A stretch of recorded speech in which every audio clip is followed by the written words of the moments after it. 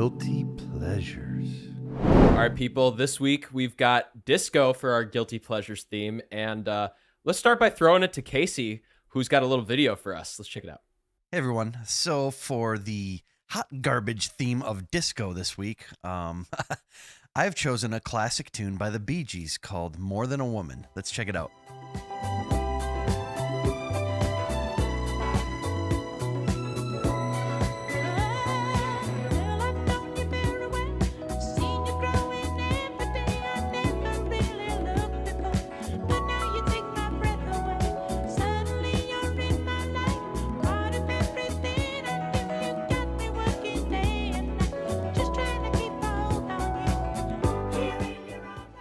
Okay, so it's catchy. It's cheesy, but it's actually a well-written song. I think, like, well-crafted. The musicianship on it is actually really well done, well performed, executed. There's some cool like strings and orchestral sounds to it too, which is really great. Nice component. It's got a good beat, that classic disco beat, that kind of thing, and the Gibb brothers like. Great falsetto singing. It's like undeniable who is singing this, if you know who the Gibb brothers are, the Bee Gees in general, which, by the way, the three Gibb brothers wrote this song as well, making it fairly genuine.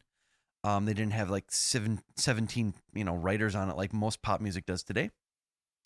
But it's still super cheesy. It makes me think I think of someone wearing bell bottoms and the big butterfly collar or like the jumpsuits and the big glasses, and John Travolta in Saturday Night Fever, which this happens to be on the soundtrack for. So that's my pick for this hot garbage segment. I'm looking forward to seeing what everyone else has.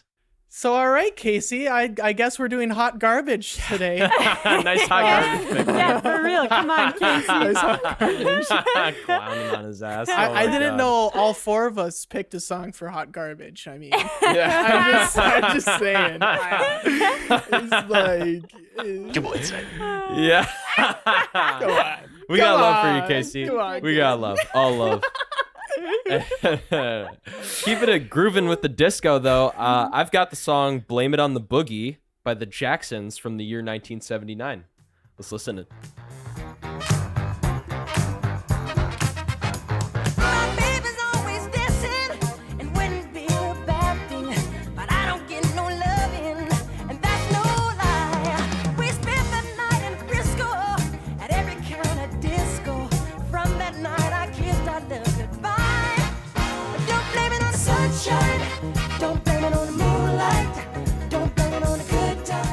So it's a pretty bitchin' song, it's good, but I don't know if I did a good job with the guilty aspect of this one. You absolutely did not. Is there like some unconscious reason why you think this is a guilty pleasure? I mean, it's Michael Jackson. Yeah, this should be For That We Adore. 100%. Right? Mm-hmm. Well, let me tell you the story. I love disco, okay? I honestly think that disco is the basis for, like, songs that I enjoy, like even hip-hop music songs that I enjoy should be almost classified as disco. The dance aspect, the wonderful, et cetera, et cetera, et cetera. So I'm looking at all of these and I'm trying to figure out which one I want. And I put this down and Jack goes, "Oh, I like that song." And that's how Jack chose this. Oh, well, Jack, why do you like this song? What's up with this? Well, I mean, okay, so Michael Jackson, when he's still young and a prolific singer, and, it's a little bit more of like an evolved version of the Jackson 5, because it's the Jacksons, not the Jackson 5. So I don't really understand why they changed their name. Because they got older. Yeah. They're older. They're like Michael's like in his late teens, early 20s during this time. Yeah. So it's really nice. I guess the Jackson 5 is kind of associated with the fact that they were like kids. So I guess that makes sense. Yeah. And then it was the Jacksons. And it's like, well, we have Michael. So we just need Michael. Let's just take Michael out of here. Take Michael. Yeah. So. And then that's when he moonwalked. On stage and, and blew the roof out of the place. Yep. And that's the end of that. For sure. And that's the end of me too. So Hannah, why don't we move on to you? Okay. Yeah. Well, I picked an actual guilty pleasure. Car Wash by Royce. Those are fighting words over here. Those are fighting words. Well, yeah. Let's take a listen. Yeah. Car wash. Let me tell you, it's better than digging a ditch. There ain't no telling who you might be. A movie star, or maybe even a Indian chief. Working at the car wash. Working at the car wash, yeah. Come on and sing it with me, car wash. Sing it with the feeling now, car wash, yeah. Yeah, what a great song, right? Yeah. I definitely feel guilty listening to this in my car. But Justin reminded me of the first time that I listened to this song. It was on the movie Shark Tale. Shark Tale. Such Yes. a classic, man. That's so good. With Will Smith. Yeah. Yeah. Missy Elliott And Christina Allegra. Allegra. Dude. That's how I say it. Yeah. That's how I say it over here. Yeah. Oh my goodness. So that's a good version. But of course you got to go with the classic Mm-hmm. Rose Royce.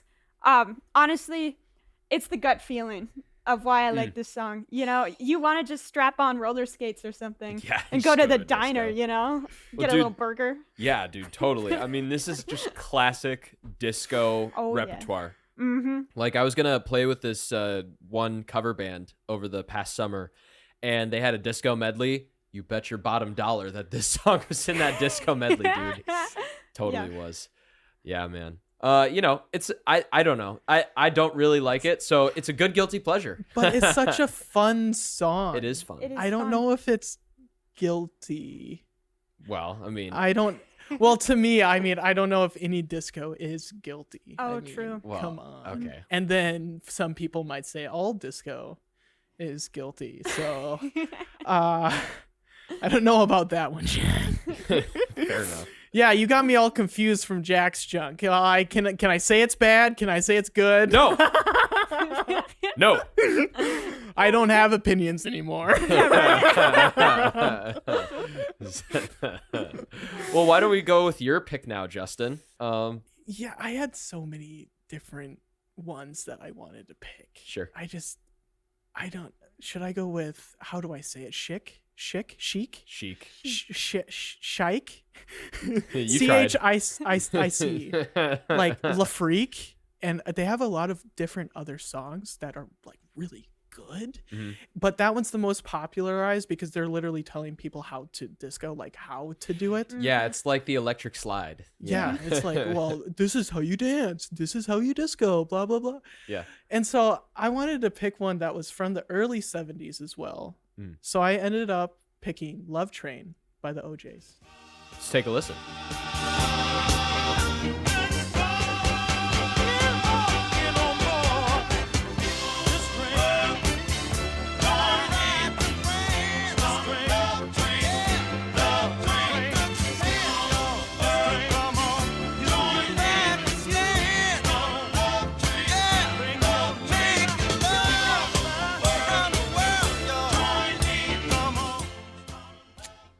So, all right.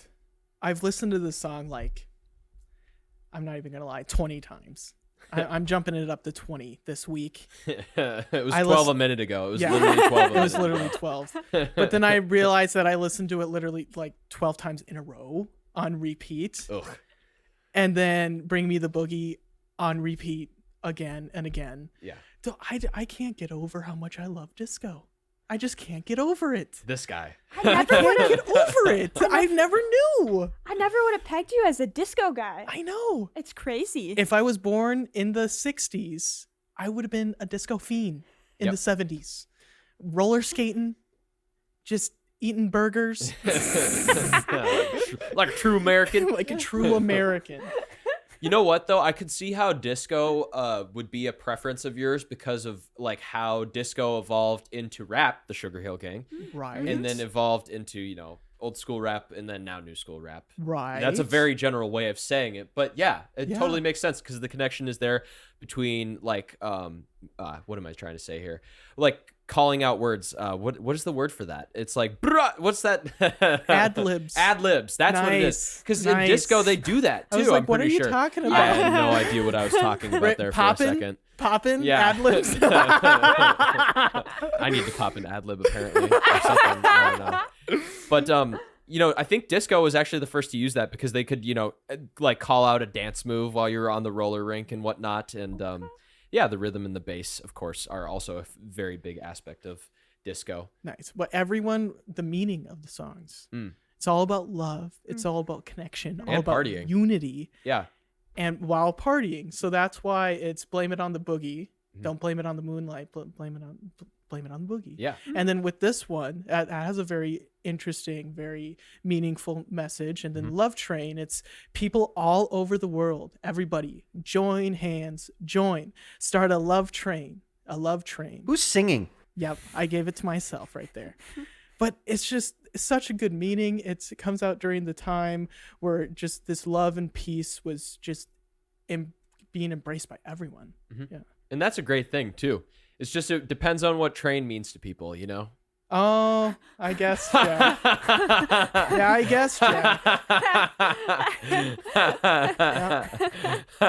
Love Train. Yeah. Ooh. So this has been the Cheap Shot Music Podcast. Please download or stream this episode wherever you get your podcast. Please leave a like and or a comment on our social medias. It is greatly appreciated. And thank you, everyone, for listening.